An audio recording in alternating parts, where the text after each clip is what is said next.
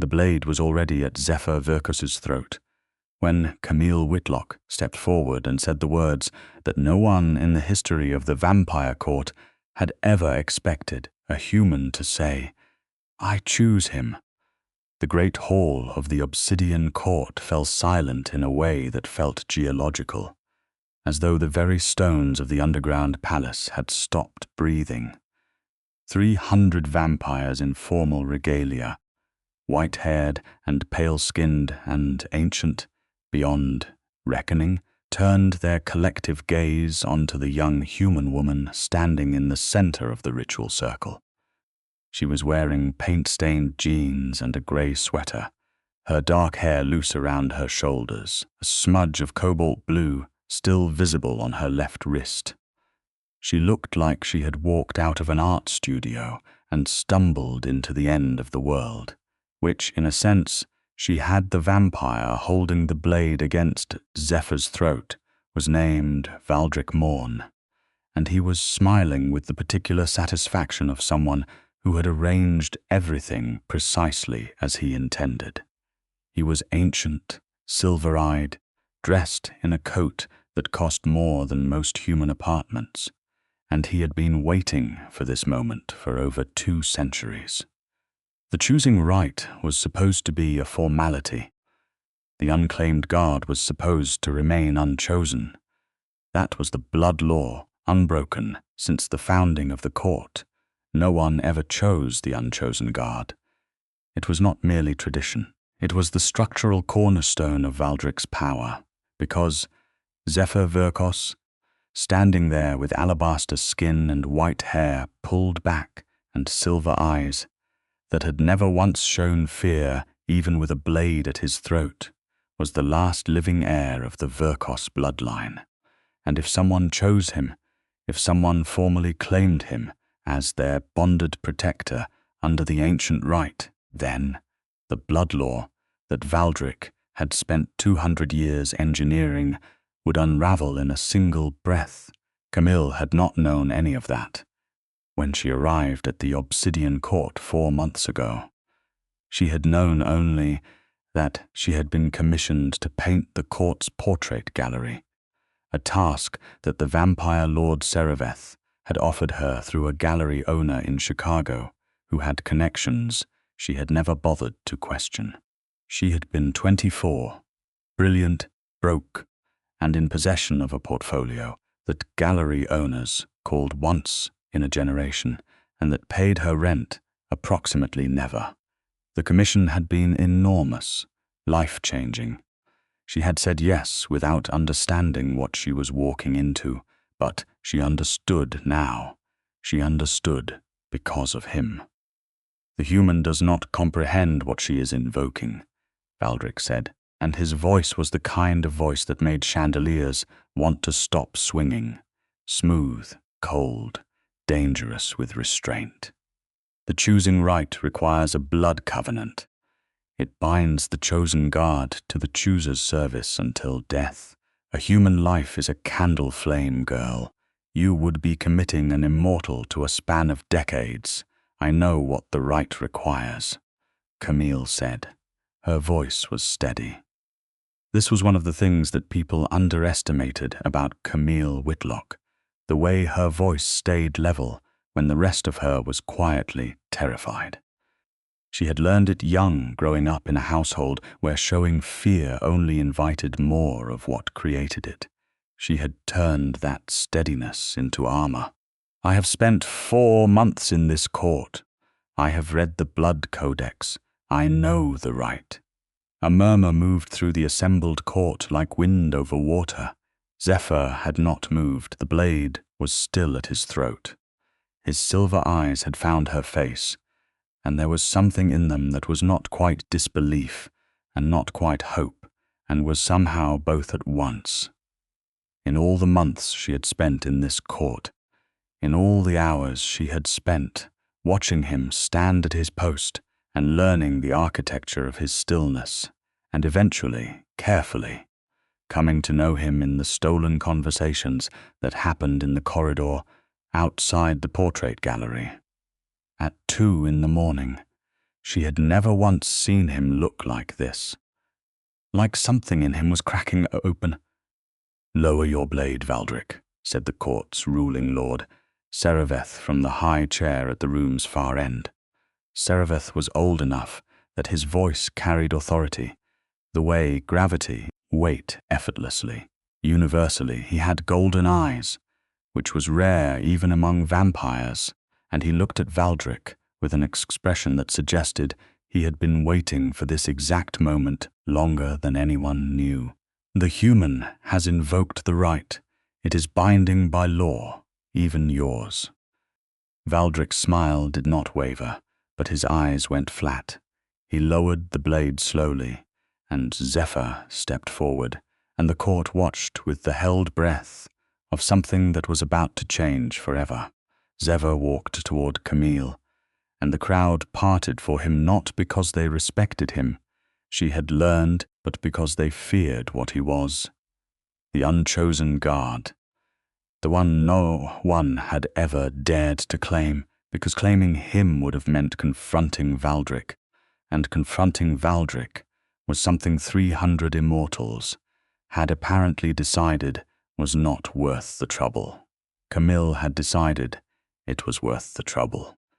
She had decided it approximately 6 weeks ago at 2 in the morning, when she had been sitting on the floor of the portrait gallery, surrounded by preliminary sketches, and Zephyr had appeared in the doorway and said very quietly that she had given him a jaw that was too strong in the preliminary sketch, and that he had always privately thought he looked rather more approachable than that.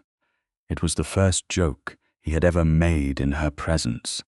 She had laughed so suddenly that she knocked over a cup of cold coffee, and he had crossed the room in 2 steps and caught it before it hit the floor, and when he straightened up and handed it back to her, he was close enough that she could see the fine silver of his lashes, and the way his white hair had come slightly loose from its binding. She had looked at him and understood, with the clarity of a person who had spent her life training herself to see, that this was someone who had been invisible for so long that he had begun to believe it was his natural condition. She had started paying attention after that. Paying attention to Zephyr Vyrkos was an experience that rewrote itself the more you did it. He was tall, broad through the shoulders, possessed of the kind of physical authority that came not from threat, but from absolute self-possession. He moved through the court with white hair loose or bound and silver eyes that missed nothing, but he stood always at the periphery, always at the edge of the room, always at the post that no one else wanted because it was farthest from the center of influence. He spoke rarely in group settings. He was never addressed by name by the other guards. He was called, when he was called at all, by his rank. The unchosen, it was not an insult. She had been told when she first arrived. It was simply what he was. A guard who had never been formally bonded, never chosen by a vampire lord or lady to serve as their personal protector under the ancient rite. Without a chooser, he held no political position, no alliance, no protection. He existed in the court the way a draft existed in a closed room, present, felt, but belonging to no part of the structure. She had gone to Sereveth and asked why. Sereveth had looked at her for a long time before answering. He was the kind of ancient intelligence that measured everything before speaking, and she had learned to wait him out. He had said finally that Zephyr Vyrkos was the last of a bloodline that Valdric Mourne had spent centuries working to erase, that the Vyrkos line had once held a seat on the ruling council, had once been among the most powerful families in the vampire world, and that Valdric had engineered their collapse through betrayal, political maneuvering, and the careful application of blood laws that he himself had helped to write. The last of those blood laws was the one that governed the choosing right, So long as no one chose Zephyr, so long as he remained unchosen, he could not inherit his bloodline's seat on the council. He could not speak in council chambers. He could not vote on blood law reform. He was politically a ghost. Valdric had engineered a living tomb and put Zephyr inside it. Camille had listened to all of this and then asked, with the focused calm of someone who had already made her decision and was now simply absorbing information, what the rules of the choosing right actually were. Sereveth had smiled for the first time since she had met him. He told her that the rite required a formal declaration in a gathering of no fewer than 200 court members. It required the chooser to speak the declaration aloud in old tongue and to offer a drop of their blood to seal the covenant. The chosen guard would be bound to serve and protect the chooser until the chooser's death. In exchange, the chosen gained full political standing, the restoration of all bloodline rights, and the formal designation of a protector's position in the court hierarchy. The critical detail, Sereveth had said, with that careful golden gaze, was that the right could be invoked by anyone, vampire or human. There was no restriction in the blood codex, because when the rite was written 4,000 years ago, no one had considered that a human would ever be in a position to invoke it. Blood laws, Sereveth had added quietly, are only as unbreakable as the imaginations of the people who write them. Camille had spent 3 weeks after that learning the declaration in old tongue, reading every accessible page of the blood codex, and quietly asking Sereveth questions about what Valdric would likely do when she acted. She had planned carefully and completely, because she was not a person who acted on impulse when consequences were permanent. She had, also, in that same 3 weeks, sat with the knowledge that she was doing this for reasons that were not entirely political. She was doing this because of 2 a.m, and cold coffee and a joke about a jaw that was too strong. She was doing this because of the night the court's east wing had been breached by a rival faction's assassin, and Zephyr had appeared at the door of her studio before the alarm had even finished sounding, and had stood between her and the corridor for 4 hours without being asked, without being ordered, without belonging to anyone who had the authority to send him there. She was doing this because of the conversation they had had 3 weeks after that, when she had finally asked him directly why he had come, and he had been quiet for so long that she thought he would not answer, and then he had said, in a voice that she had never heard from him before, low and deliberate and stripped of the professional distance he usually maintained, that he had come because the thought of something happening to her was not something he was willing to accept. She was doing this because she had looked at him in that moment and understood that he had been living inside a cage that had been built around him before he was even fully formed, and that no one had ever thought to ask whether he wanted out, because no one had ever looked at him long enough to see that he was a person rather than a piece of furniture. She was doing this because she had fallen in love with him, and because she was Camille Whitlock. And when Camille Whitlock fell in love, she did not do it quietly or halfway or without consequence.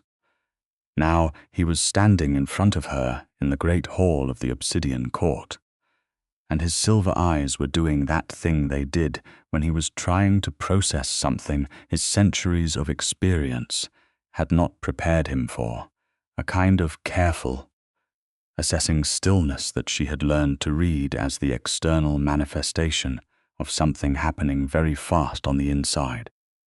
"You understand," he said, very quietly, so only she could hear, "that this changes everything for you. You are not a vampire.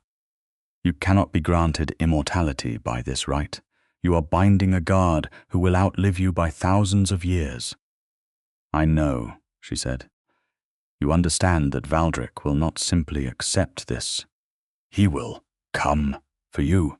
Having me by your side makes you a target. I know that too. Camille." His voice said her name in a way that she felt in her sternum, quiet and precise, and carrying more weight than the architecture around them. "Why?" She looked up at him, and she did not dress it up or soften it, because she had never been a person who believed that honesty needed to be wrapped in careful packaging to be acceptable. "Because no one ever should have left you unchosen," she said. "And because I did not want to leave this court, having spent 4 months watching you be made invisible by people who were afraid of what you would become if someone finally saw you clearly." Something moved across his face that she had no word for, not even in the 3 languages she spoke and the 2 she could read. It was the expression of a person encountering something they had told themselves did not exist and finding that it was, in fact, entirely real. "The secondary reason," she continued, and her voice was steady, but her hands were not quite, "is that I am extremely attached to you, and I have been trying to figure out a way to tell you that without making it complicated, and it turns out that invoking an ancient blood rite in front of 300 vampires is apparently the most straightforward option available to me." His breath, which vampires did not strictly need, but which Zephyr used as a form of emotional regulation that she had noticed and catalogued over 4 months of close observation, left him in something that was almost a laugh. "You are," he said softly, and he was looking at her with those silver eyes in a way that made the rest of the court fall away completely. "The most extraordinary person I have ever encountered in 400 years of living." "High bar," she said. "Thank you, Camille Whitlock." He said her full name like a formal declaration, like an answer to a question that had been posed centuries before she was born. "I accept your choosing." The rite required her blood. She had come prepared. She produced a small lancet from her jacket pocket, pressed it to her thumb, and held out her hand. He took it with a gentleness that was at complete odds with the danger every line of him implied, and when his lips touched the small wound to complete the covenant, she felt something settle in her chest like a key turning in a lock that had been waiting for years. The court murmured like a tide coming in. Valdric Mourne stood at the far end of the hall, and the smile on his face had finally, for the first time in Camille's experience, gone entirely absent. She was about to find out what a cornered immortal with 2 centuries of carefully laid plans looked like when they began to unravel. The next 3 days were, by any reasonable metric, the most dangerous of Camille's life. The morning after the choosing rite, she woke in her studio, apartment in the court's east wing, to find that her door had been replaced in the night with a door made of something that was not quite wood and not quite stone, heavy and carved with what she recognized from the blood codex as warding glyphs. Beside it, on the chair that was usually occupied by her coat and various bags of art supplies, sat Zephyr, fully awake, fully armed, looking at the door with the focused patience of someone who had decided that the door was a problem and was prepared to wait for it to become one. "Did you sleep at all?" she asked.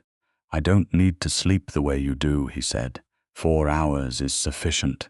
I took them between 2 and 6, and then you came here." "I was here before 2, he said. "I left briefly to sleep and returned." She sat up and looked at him in the thin grey light coming through the high windows, this enormous, white-haired, silver-eyed person sitting in her chair like it had always belonged to him, and she felt a complicated rush of feelings that she decided to address serially rather than all at once. "Valdric is going to move quickly," she said. "He will go to the Blood Law Council and challenge the right on procedural grounds." "He will," Zephyr agreed. Sereveth anticipated this. He has already filed the preemptive codification of last night's rite in the court record.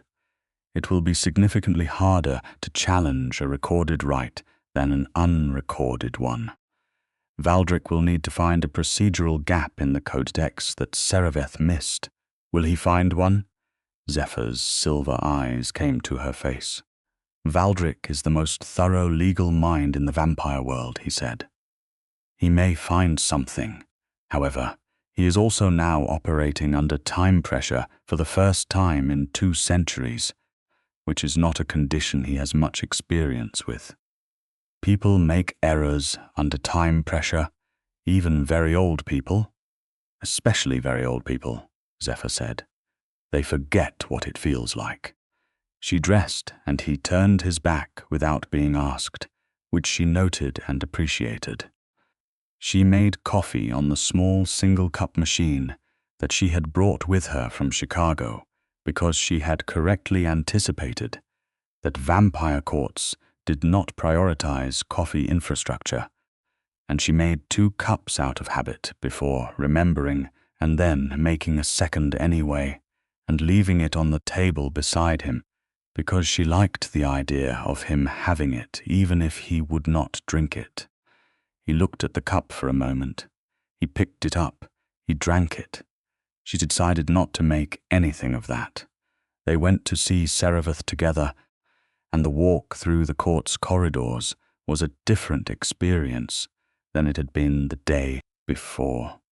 Yesterday, walking through the Obsidian Court had meant being a human on tolerance, an outsider allowed in because someone useful had vouched for her professional skills.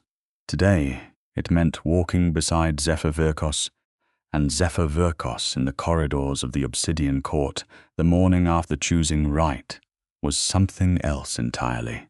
He did not change. He did not perform. He walked exactly as he always walked, straight-backed and deliberate and filling space around him with the particular authority of someone, too, who had never once been uncertain about their physical existence. But the court responded differently. Vampires who had walked past him for years without acknowledgement now stepped aside. Some looked away. A few, she noted, looked at him with something that might have been old guilt. He noticed her noticing. 200 years is a long time to be ignored, he said very quietly, for her ears only. "I don't require their acknowledgement now." "You are allowed to want it anyway," she said. He was quiet for a moment. "Perhaps," he said, "but what I want is a seat on the council. What I want is restoration of what was taken. Their social acknowledgement is secondary." "That's very practical of you." "I have had a very long time to sort out my priorities." Sereveth received them in his private chamber, which was a room that looked like the inside of someone's idea of what a library would look like, if the library were also a cathedral and also slightly alive. Books covered every surface, interspersed with documents that ranged from fresh to ancient, and Sereveth himself was at a writing table covered in scrolls, his golden eyes sharp and unsurprised at their arrival. "Valdric moved overnight," he said, before either of them could speak.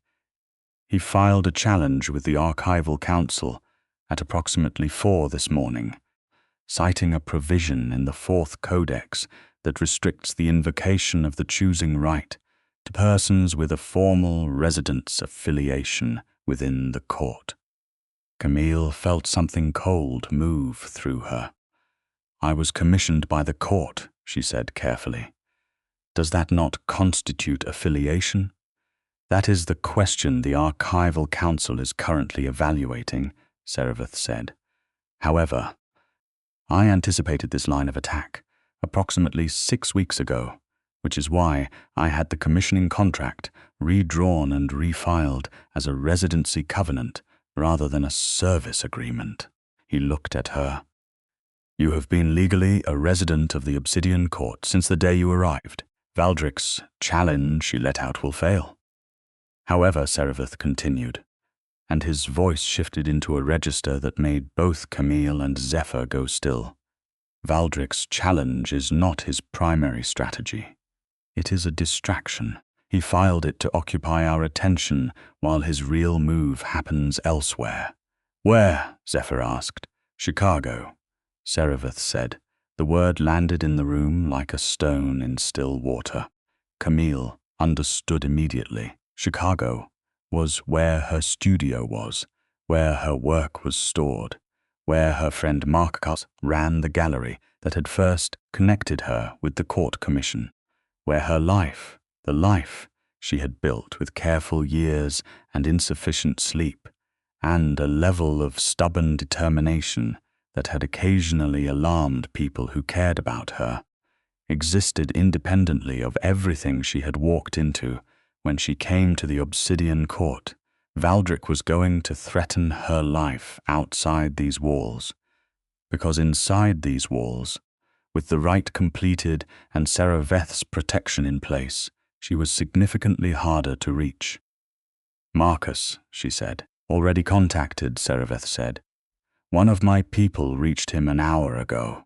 He is being relocated to a safe location as we speak. She looked at Sereveth and felt, not for the first time, the weight of how much of this he had anticipated and arranged, and why he had wanted her specifically, from among all the human artists who could have been commissioned, to come to this court and do exactly what she had done. She said, with the directness that was her most consistent characteristic, "You planned this." Sereveth held her gaze. "I planned to create a circumstance in which it became possible," he said.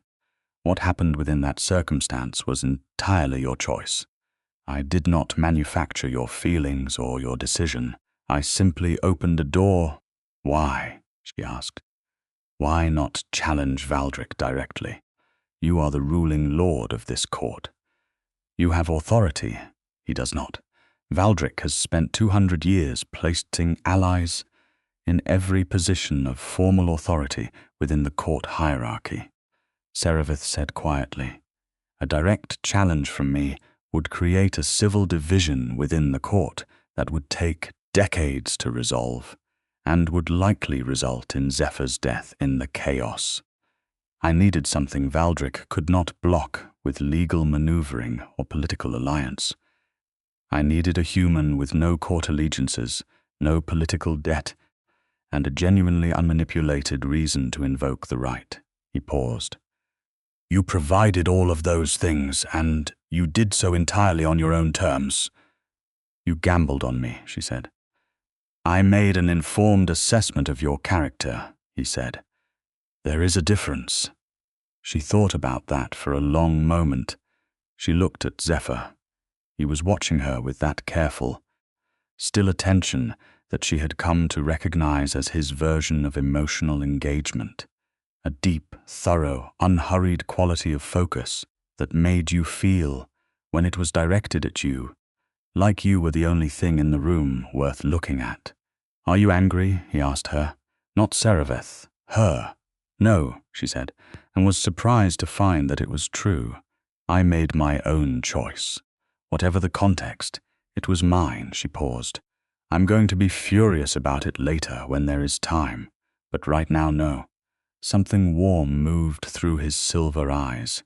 "Later," he said, "I will endeavor to help you process that fury productively." She almost laughed. "Okay," she said. "Now, what do we actually do about Valdric?" What they did about Valdric involved 3 things happening simultaneously over the following 48 hours, and Camille was centrally involved in all 3, which was not something she had anticipated when she woke up the morning after the rite, but which she handled with the focused, systematic approach that she applied to problems that mattered. The first thing was legal. Sereveth's archivists worked in rotating shifts to preemptively close every procedural gap in the codex that Valdric might exploit, with Camille contributing by reading the codex in full and flagging anything that seemed ambiguous from a non-vampire perspective, on the logic that an outsider's reading might catch things that centuries of insider familiarity had obscured. She spent 14 hours doing this, sitting at a long table in the archive room with 3 vampire scholars who initially regarded her presence with poorly concealed skepticism, and by the end of the first session were actively seeking her input. She found 2 gaps that they had missed. One was significant. She felt extremely good about this. The second thing was physical. Valdric, having failed on the legal front, moved to the kind of direct action that was significantly less elegant than procedural maneuvering. He sent 3 of his personal guard into the court's east wing on the second night, with what Camille understood from the coded message that Sereveth intercepted to be instructions to create a situation in which the newly registered resident's residency could be considered invalidated through incapacitation. He wanted to hurt her badly enough that she would leave. Zephyr had anticipated this by approximately 23 hours. She woke to the sound of something that was not quite a fight, but was rather the sound of a fight being prevented by someone so much more capable than the people attempting it that it never properly developed into one.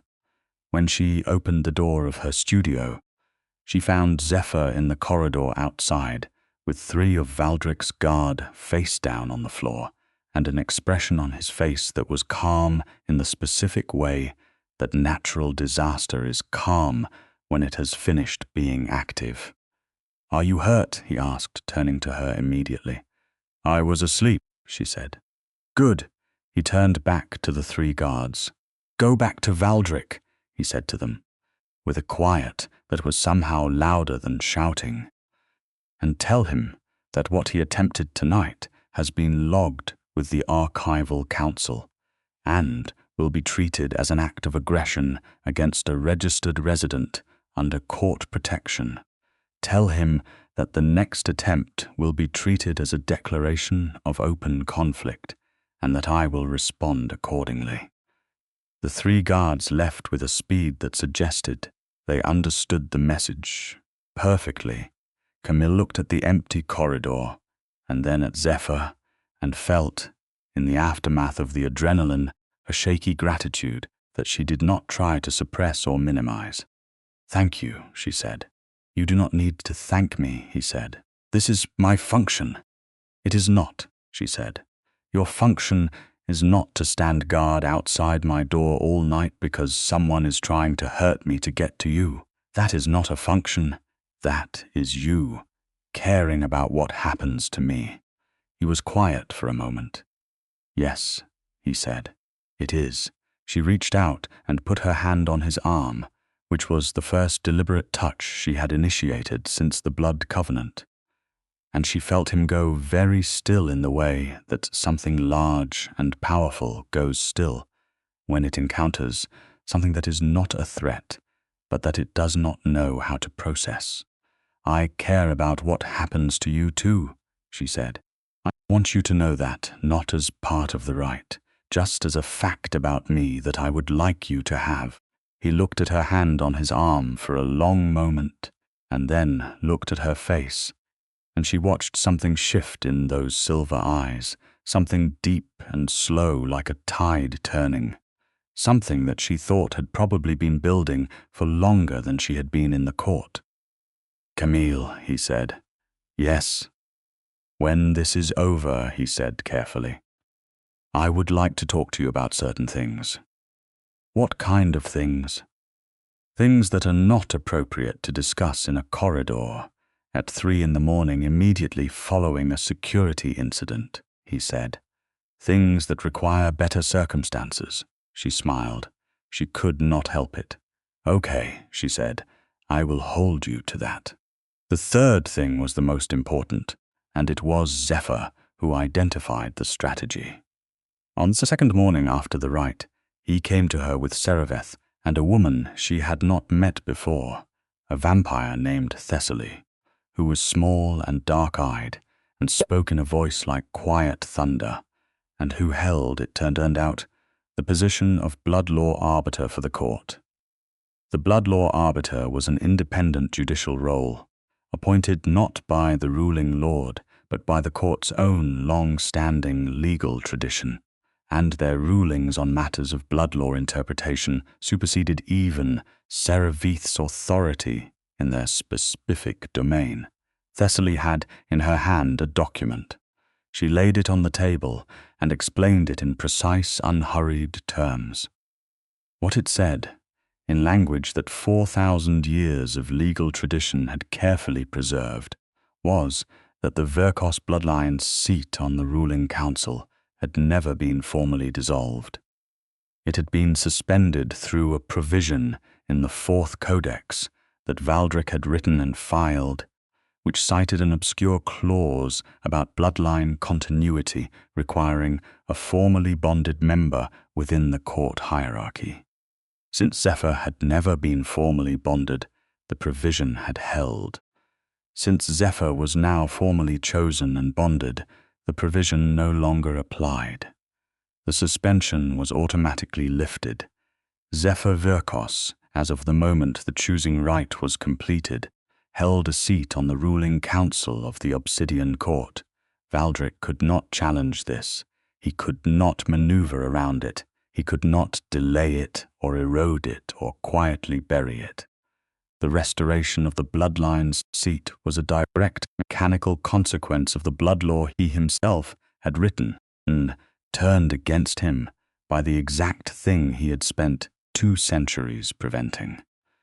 Camille looked at the document. She looked at Zephyr.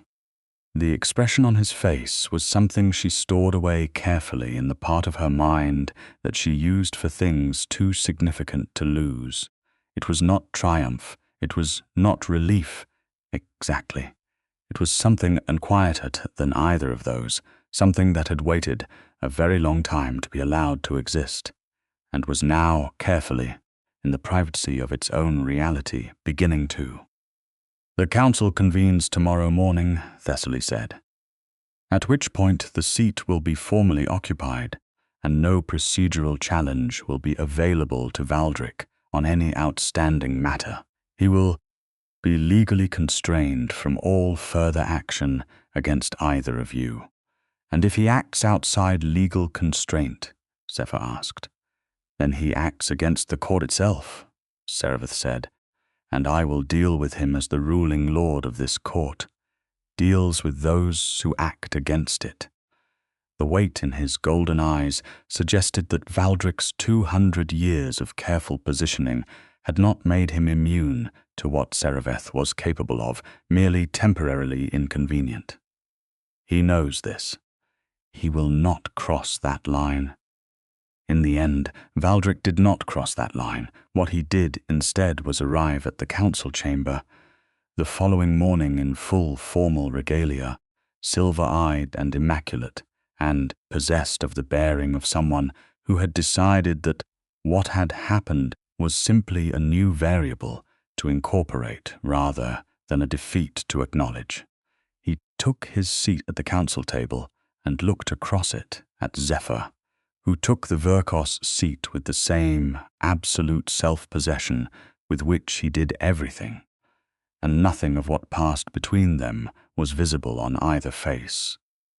But Camille, sitting in the observer's gallery with the permission that her status as a resident afforded her, watched Valdric's hands. They were very still, the precise, controlled stillness of something that had been forced into stillness by pure discipline. She had learned, in 4 months of painting portraits in the Obsidian Court, that faces were the least honest part of a person. Hands were where the truth lived. The council session lasted 3 hours. Zephyr spoke twice, and both times the chamber attended to him with the focused quiet of people, hearing something they had been waiting for and not known it. He was precise and thorough and utterly without performance, and she watched the council members, some of whom had been Valdric's allies and some of whom had simply been waiting to see which way the wind decided to blow, recalibrate in real time. After the session, walking back through the corridors, Zephyr was quiet for a long time. "Are you all right?"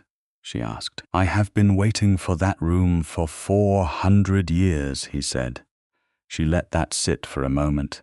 How did it feel? Like something ending and something beginning at the same time, he said. Like the space between an exhale and an inhale. She nodded slowly. She understood that feeling. She had had it herself in the moment after she spoke the declaration in old tongue, and before the court began to respond, the moment where she had been in the exact middle of the thing she was doing, and had understood with complete clarity that there was no direction except forward.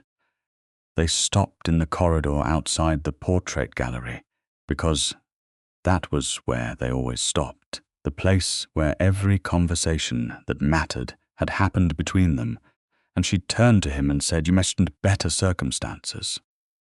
He looked at her. "I did. I think the circumstances are significantly better than they were 2 days ago." "I agree," he said. "So," she said, and she was not a person who needed things to be approached obliquely when they could be approached directly. "Say the things." He stood for a moment in the cool light of the corridor, and she watched him assemble the words with the same deliberateness he brought to everything. This 400-year-old vampire who stood at the exact intersection of danger and grace, and who had been made invisible by someone else's fear, and who was, she had decided, somewhere between the cold coffee and the blood covenant, one of the most genuinely good people she had ever met. "You walked into this court 4 months ago," he said, "and you looked at me, not past me, not through me, at me as though I was someone worth the attention. I did not know what to do with that. I had not been looked at in that way for a very long time." "How long?" she asked softly. "Since before I can accurately remember," he said. "I want you to understand what that means. Not as a bid for sympathy, as information I want you to have, because you said you wanted facts about me." "I do," she said. "All of them. I have spent 4 centuries watching everyone around me be chosen," he said. "Be valued. Be seen as worth something beyond their utility. I had made a kind of peace with the idea that I was simply not the kind of person that happened to." He paused. "You made that peace feel like what it actually was, which was a very elaborate resignation." She felt something close in her chest. "I am not good at this," he continued, and the admission cost him something. She could see it in the way the words came, carefully, like a person testing ice they are not certain will hold. "I am good at a great many things. I am not good at this particular thing. I have had no practice." "Neither have I," she said. "Not with someone like you, someone like me," he echoed, with a quality in his voice that was not quite a question. "Someone who is 400 years old and also somehow newer at being seen than anyone I have ever met," she said. "It requires some adjustment in approach." Something moved through his eyes that was warm and precise and aimed directly at her. "You approach it with the same methodology you apply to everything," he said. "Systematic attention." "I noticed. I paint what I see," she said simply. "Camille," he said her name in that way again, and she felt it in the same place she always did. "What I am trying to say, with significant difficulty, is that what I feel for you is not gratitude for the right, and not professional attachment, and not the protective instinct I would apply to anyone under my guard. What I feel for you is specific to you in a way that 4 centuries of living have not previously produced, and I would like, if you are willing, to do something about that." She looked at him in the corridor light. This extraordinary, complicated, ancient, newly visible person, and she said, "I chose you in front of 300 vampires. I have been extremely transparent about my feelings, yes," he said. "You have been refreshingly direct. So you know already how I feel." "I know what you said," he said. "I want to hear it again, without the ritual framework." She took a step toward him, which brought her quite close, because he was very tall, and she had learned to close the distance intentionally rather than wait for space to diminish on its own. She looked up at him. "I love you," she said. "Not the version of you that exists in court politics, or blood law or ancient heritage. You, the person who drinks coffee he does not need because I made it. The person who makes one joke every 3 weeks and then looks mortified by it. The person who stood outside my door for 4 hours during an incursion without being asked because the thought of and something happening to me was not something you were willing to accept." She paused. "I love that person. I have for a while." He was very still for the space of several breaths. Then he reached up and touched her face with a gentleness that was entirely out of proportion with everything physical about him, and he said her name, and then he kissed her. It was nothing like the portraits she had been painting, which were formal and composed, and arranged according to conventions older than the country she had grown up in. It was warm and careful, and then not careful at all, and she put her hands flat against his chest and felt him shift to pull her closer. And the corridor was cold and smelled of old stone and distant candlelight, and she did not care even slightly. When they stepped apart, he kept his hands on her face and looked at her with those silver eyes from very close, and she looked back at him, and neither of them said anything for a moment, because there was nothing that needed to be said immediately. Then she said, "The painting I did of you." "The portrait in the gallery," he said. "I made the jaw stronger on purpose," she said. "The preliminary sketch was accurate. I changed it for the final version." He blinked. Something that was absolutely a laugh moved through him. "Why? Because I was already attached to you and I wanted to give you something," she said. "And you had told me it was too strong, so I made it stronger." He shook his head slowly, and the smile on his face was the rarest thing she had ever seen him produce, open and unguarded and not aimed at any external audience at all. "You are," he said, "an extraordinary complication in my life." "You have been handling it very well," she said. "I have been handling it extremely poorly," he said. "I simply hide it." "I know," she said. "I can see it when you hide it. That is one of the hazards of being looked at closely." "I find," he said, "that I do not mind." The days that followed were, in their way, as momentous as the days that preceded them, but the register was entirely different. The court settled into a new configuration, the way courts always do when power shifts, with the gradual realignment of alliances and the quiet recalibration of who stood where and what that meant. Zephyr attended council sessions. He filed the formal petition for the full restoration of the Vyrkos bloodline's historical rights and properties. He moved through the political work of undoing 2 centuries of deliberate erosion with the same systematic patience he applied to everything Valdric remained. This was, from a certain angle, the most unsatisfying possible outcome, but Sereveth had been correct that Valdric would not cross the line of direct action once the legal ground had shifted beneath him. He was present in council sessions. He was cold and precise and contained. He looked at Zephyr, sometimes with the flat gaze of something that had not given up, but had decided to wait for a longer game, and Zephyr acknowledged this with the calm of someone who had played a long game before, and was not afraid of playing another one. He told Camille about it one evening, while she was working on a new painting, which was not a commission, but a personal project she had started because the court's portrait gallery was full of formal arrangements, and she wanted to paint something that was not arranged. She was painting the east corridor at 2 a.m, from memory, with the stone walls and the single torch bracket and the exact quality of the dark that existed between the light, and he was sitting in a chair nearby, because they had developed organically and without explicit negotiation the habit of being in the same space in the evenings. "Does it worry you?" she asked, "that he is still here?" "It would be naive to say no," he said. "Valdric has played games across timescales that make most people's entire lives look like an afternoon. He is recalibrating. He will find another angle, eventually, and then we address it," he said, and the "we" was easy and natural in his mouth, in a way that made her look up from the canvas. He noticed her noticing.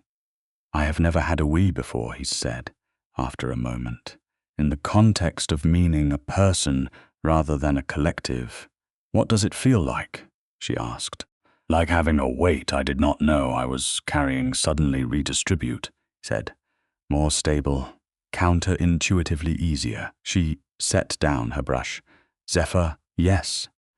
I need to talk to you about something I have been thinking about," she said. "Something practical and also not practical." He turned to face her fully, giving her the complete attention he gave to things that mattered. "Tell me." "I am human," she said. "You know this. I know this. The right bonds you to me until my death, and my death will come in some number of decades, and yours will not come for thousands of years unless something very specific happens.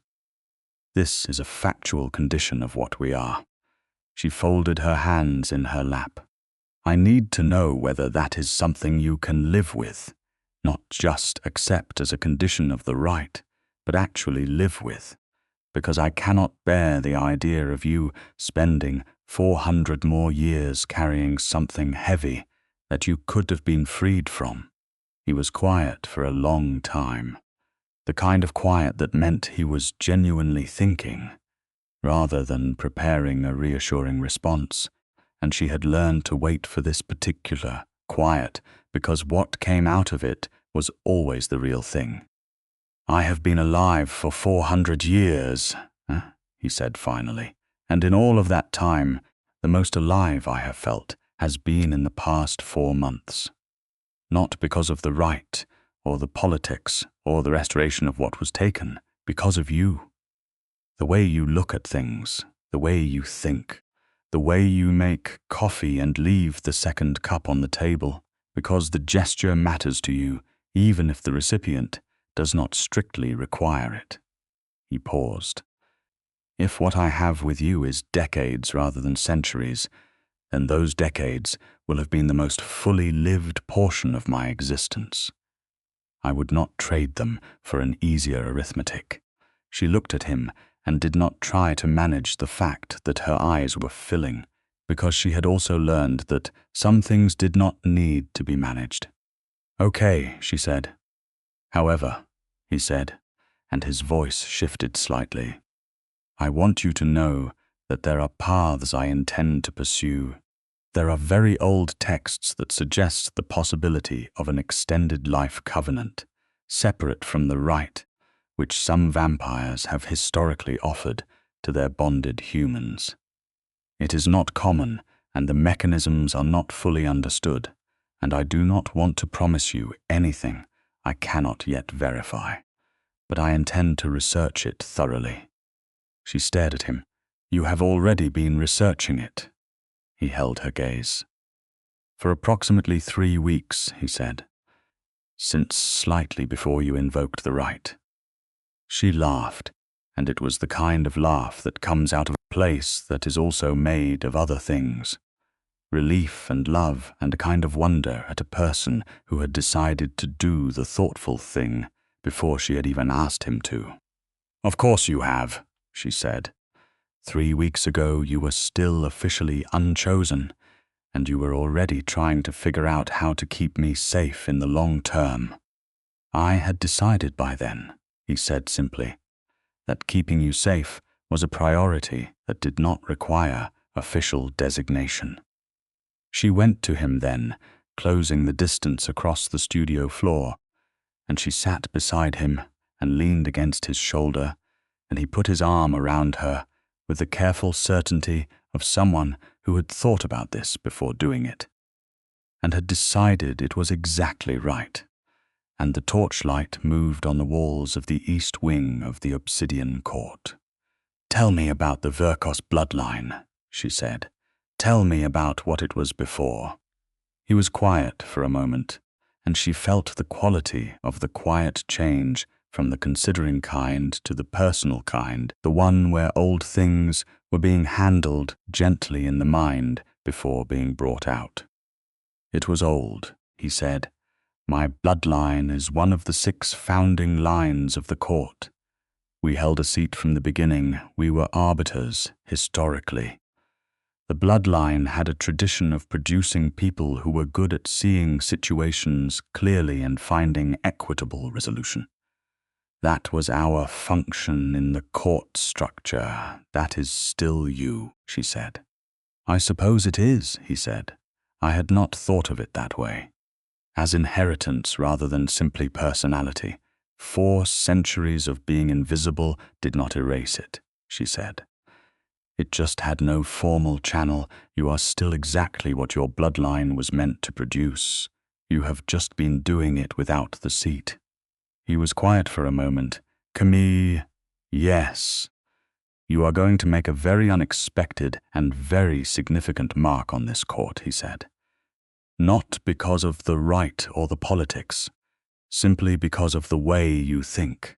I am a visiting human artist," she said.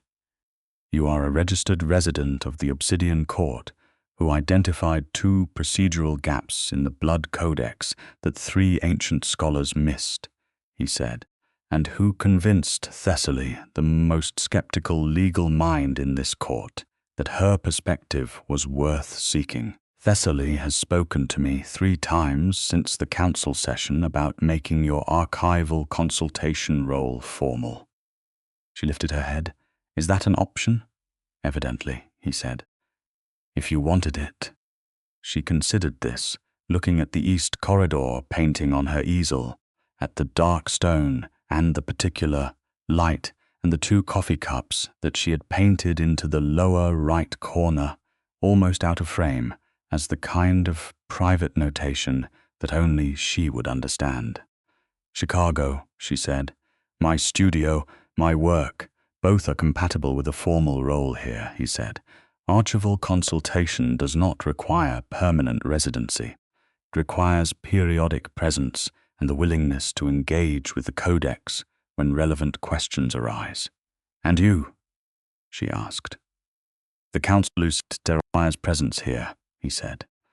"But the court is large and the East Wing exists. I am not asking you to give up Chicago. I am asking you to consider whether this place can also be something." She looked around the studio, with its accumulated months of evidence of her presence, the art supplies, and the coffee machine, and the growing accumulation of sketches pinned to the wall, and the single small plant she had brought in from somewhere, and which was thriving improbably in the underground light. She looked at the portrait gallery door down the corridor, where her work hung among 4 centuries of formal court history. She looked at the high stone windows. "It already is something," she said. 3 months after the choosing rite, Valdric Mourne made his final move, and it was nothing like anything Camille had expected. He submitted a formal petition to the Archival Council. Not a challenge, a petition. In it, with the thoroughness that Zephyr had always attributed to him, he laid out a detailed and carefully structured acknowledgement that the legal ground had shifted irrevocably, that the spiritual avenues he had previously pursued were exhausted, and that continued active opposition to the Vyrkos restoration was not in the long-term interests of the court.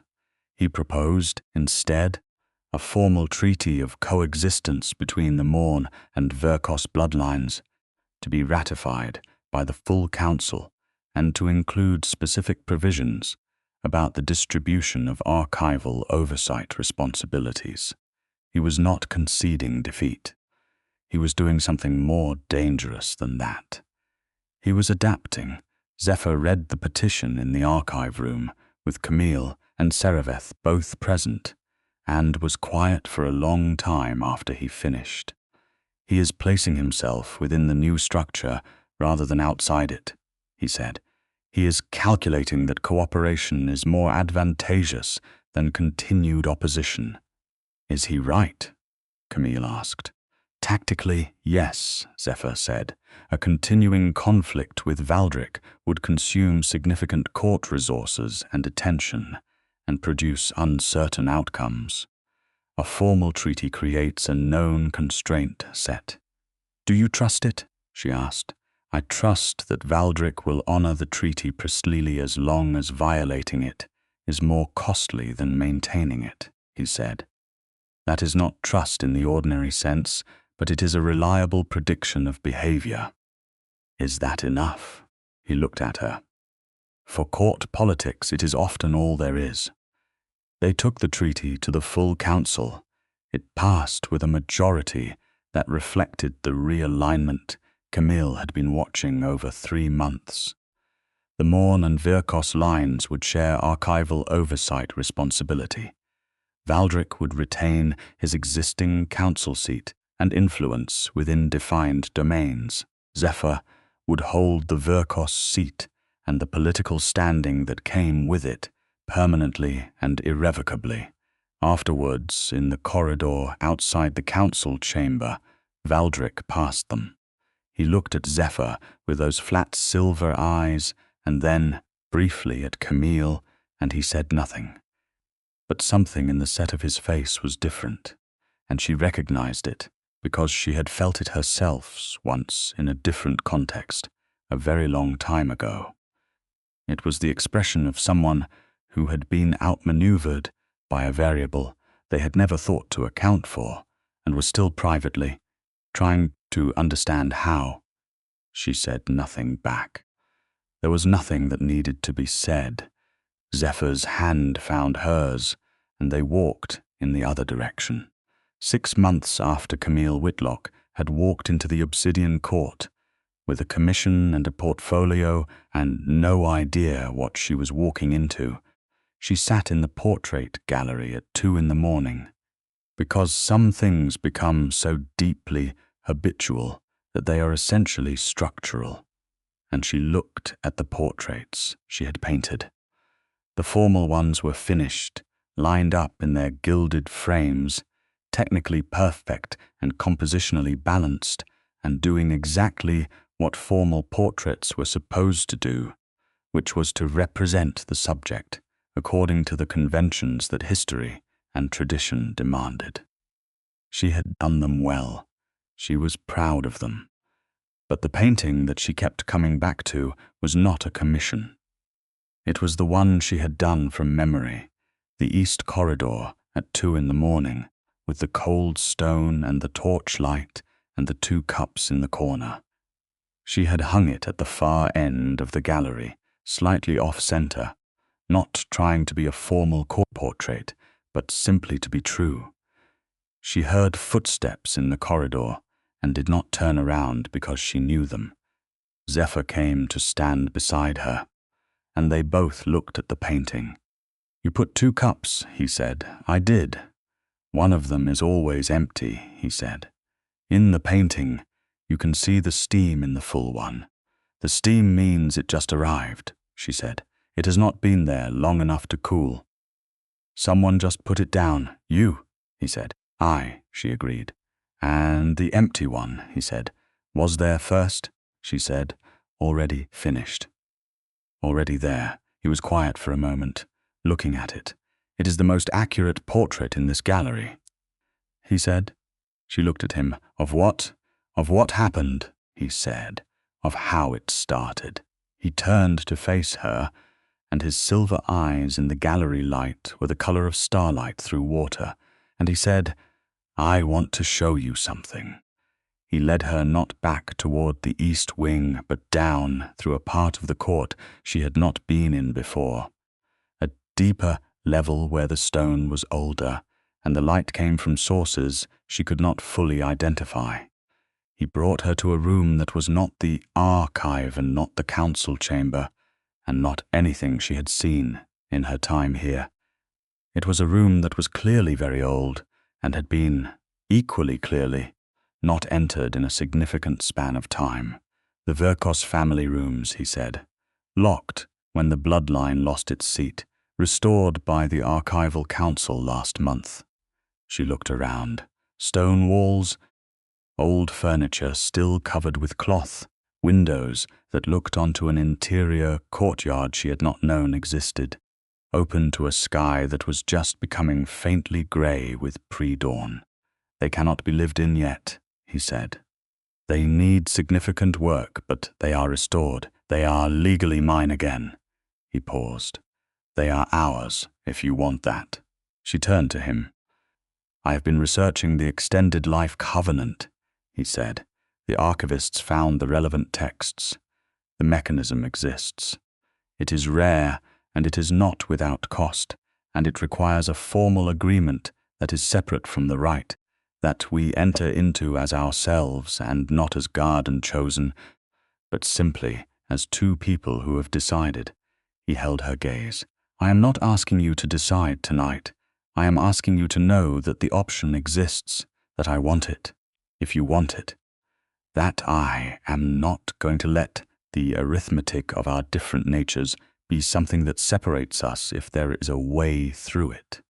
She stood in the room that was very old and very full of something that had been waiting like him, for a very long time to be occupied again, and she looked at the sky through the old windows and thought about all the choices that had brought her here, the commission and the gallery, and Chicago, and the cold coffee, and the jaw that was too strong, and the declaration in old tongue, and the blood covenant, and the corridor at 3 a.m, and the 2 cups that were always there when the night was quiet. Yes, she said. He looked at her. Yes to all of it, she said. The extended covenant, the rooms, the formal role with the archive. Yes to whatever this is, as long as it keeps being this. She stepped toward him, and the grey pre-dawn came through the old windows, and she put her hand against his chest over his heart, which beat slowly and steadily the way ancient things do. I walked into this court 4 months ago, and I saw you, she said. I saw you when no one else was looking. That is not going to stop. You are going to have someone who looks at you clearly for the rest of whatever we are allowed. That is not negotiable. He put his hand over hers, pressed against his chest. Camille Whitlock, he said, in the voice that said her name like a vow. Zephyr Vyrkos, she said back. He kissed her in the first light of the morning, in the rooms that had waited 400 years for a Vyrkos to return to them, and she put both arms around him and held on, and he held her with the encompassing certainty of someone who had finally understood, with complete and unambiguous clarity, that he was not letting go. They told Sereveth the next evening, and Sereveth looked at them both for a long moment with those golden ancient eyes, and then said, in a tone that contained 2 centuries of careful planning arriving at exactly the destination it had aimed for, that he was pleased, and that the legal framework for the extended life covenant would be ready for review within the week. He also said with a warmth that was quieter but entirely real, that the gallery was fortunate to have her, that the court was fortunate to have her, and that he had been right about her character. She told him that she was still going to be furious about the manipulation when she had time. He said he would look forward to it. The extended life covenant took 2 months to finalize, because the archival process was thorough, and neither of them wanted to rush something that had that kind of permanence, and in that 2 months, Camille flew back to Chicago twice. The first time she went to see Marcus, who was back in his gallery, and who listened to the entire story with growing expressions of various kinds, and then said, "I need you to know that you are describing something that sounds clinically insane and, simultaneously, the most Camille thing I have ever heard." She told him he was correct on both counts. The second time she went to arrange the transfer of her studio materials to the Obsidian Court and to tell her apartment goodbye. It was a smaller goodbye than she had expected. The East Wing already felt more like home. She painted while she was in Chicago. She painted Zephyr from memory. Not a formal portrait, not an arrangement according to convention, but something true, the way she saw him, silver eyes and white hair, and the particular quality of stillness that was not emptiness but depth. She brought the painting back with her, and he looked at it for a long time without speaking. "Too strong," she said of the jaw. He turned to her with that open, unguarded smile that was still rare enough to feel significant. "Perfect," he said. The covenant was signed on a morning in early autumn in the archive room, with Sereveth and Thessaly as witnesses, and a text that was older than almost everything Camille had read. And that worked in a way she did not fully understand, but that Zephyr had explained carefully and that she trusted, because he was the most thorough person she had ever met, and she had asked approximately 40 questions, and he had answered every single one of them without impatience or evasion. When the witnessing was complete, and Thessaly had filed the document in the court record, and Sereveth had made a brief and dignified remark about the occasion, and then left them to it with the tact of someone who understood that this was a private moment that had been too long in arriving, Camille and Zephyr stood in the archive room, and she felt the covenant settle into place in a way that was both subtle and enormous, like the last piece of a very large structure finally finding its position. She looked at him. He looked at her. 400 years, she said. And 4 months, he said. The 4 months were the important part, objectively, he agreed. She laughed, and he put his arms around her, and she held on in the archive room with its old books and older documents and the record of the court that was now, in multiple formally registered ways, also theirs. The Vyrkos rooms took the better part of a year to restore, and she was involved at every stage, which she had not anticipated, but which felt correct in the way that things feel correct when they fit naturally into who you are. She had opinions about the light, about what the walls should be and what they should not, about the portraits she wanted to hang and the ones she would paint herself. Zephyr had opinions about structure and security and the very old warding systems that the archive texts had preserved instruction for. And he spent 2 focused months working with the court's craftspeople on their reinstallation.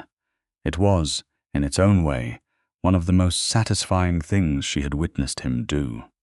Not the council work, which was important, and not the political restoration of the bloodline, which was significant, but this, the direct, methodical, unhurried work of rebuilding a space that had been emptied by someone else's cruelty and filling it back up. She painted the rooms at every stage. She had a series of 12 paintings by the end, the before and the after and all of the in-between, and they hung in a line in the gallery alongside the formal commissions and the east corridor at 2 in the morning, and the portrait of Zephyr that was not arranged and not formal, and was simply him. The portrait was the one that visitors to the gallery stopped in front of longest. She had noticed this and mentioned it to him, and he had said that he supposed it was because it did not look like any of the other portraits in the gallery, that it looked like something painted by someone who had looked very closely and had not tried to impose anything over what was there.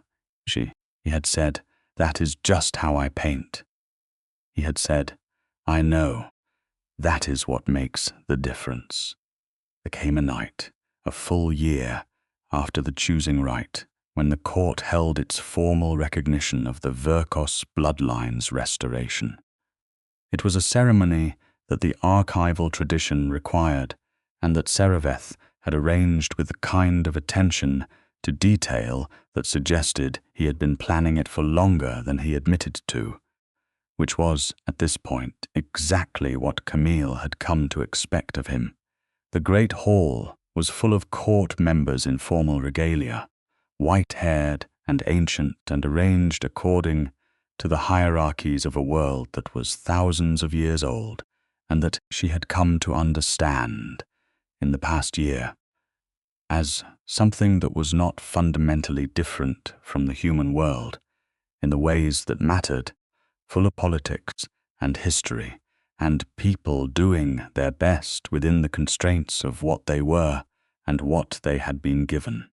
She wore a gown that was dark blue and simply cut, and that she had made a firm decision about, for reasons that were entirely her own, and her hair was up, and there was still, when she looked closely, a small half-healed mark on her left thumb that was not a wound anymore but a scar. The particular kind of scar that means something was sealed. Zephyr stood at the front of the hall in the white ceremonial coat of the Vyrkos bloodline that the archivists had found in storage and that had been restored, and she watched him from across the room and thought about the man who had stood in the corridor of the portrait gallery at 2 in the morning and made one joke every 3 weeks, and did not need because someone dare not, made it and left it on the table. He found her eyes across the hall. He always found her eyes. She had noticed this early, and it had not changed. She held his gaze, and he held hers, and the ceremony unfolded around them with all the weight of 400 years, and the particular quality of an ending that was really a beginning.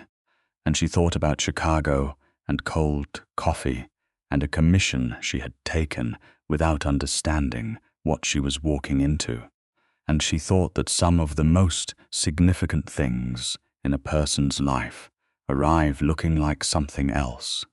After the ceremony, in the courtyard that she had glimpsed through the old windows, and that was now accessible and open and planted with things that grew in the particular way that things do when they are tended by someone who is paying attention, they stood together in the night air.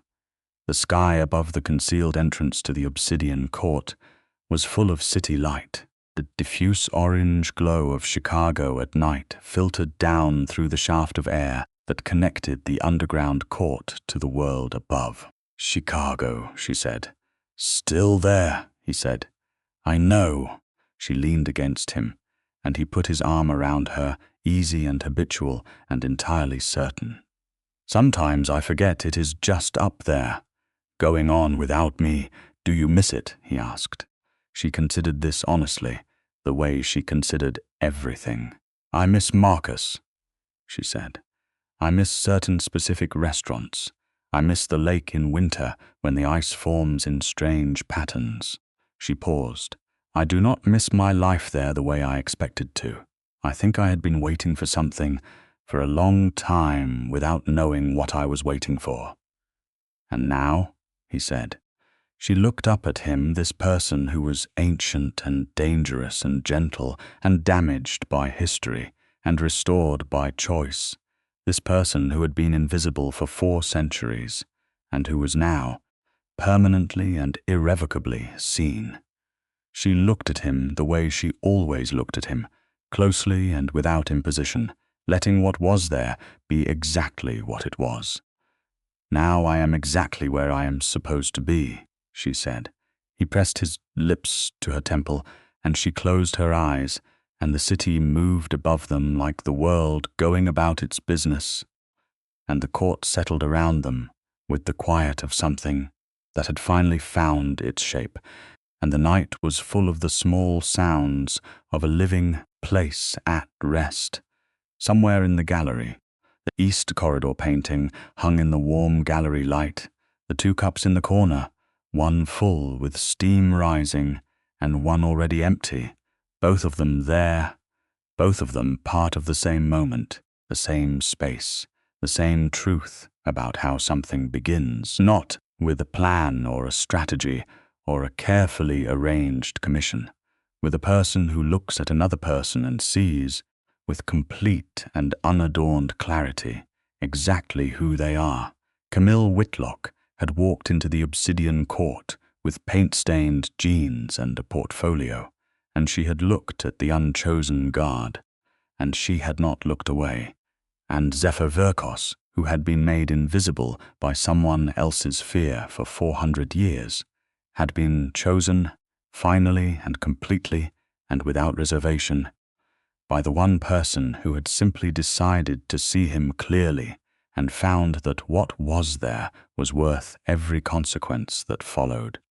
They stayed in the courtyard until the sky above began to lighten, and then they went inside together, into the rooms that had been restored and were now inhabited, and the portrait gallery held its collection of the things that had been and the things that were, and the blood codex held the record of a rite that had changed everything. And the Obsidian Court was, for the first time in a very long time, something that balanced, not perfectly.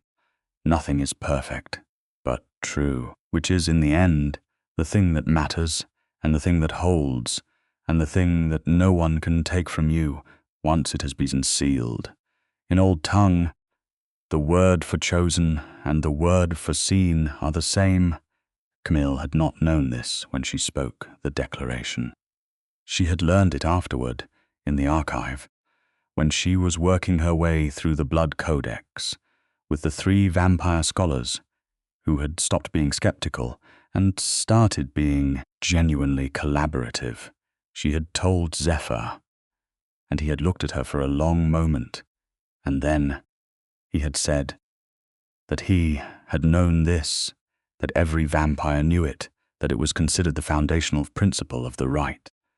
She had asked why he had not told her earlier. He had said, very quietly, that some things are better understood when they are felt before they are explained. She had decided he was right.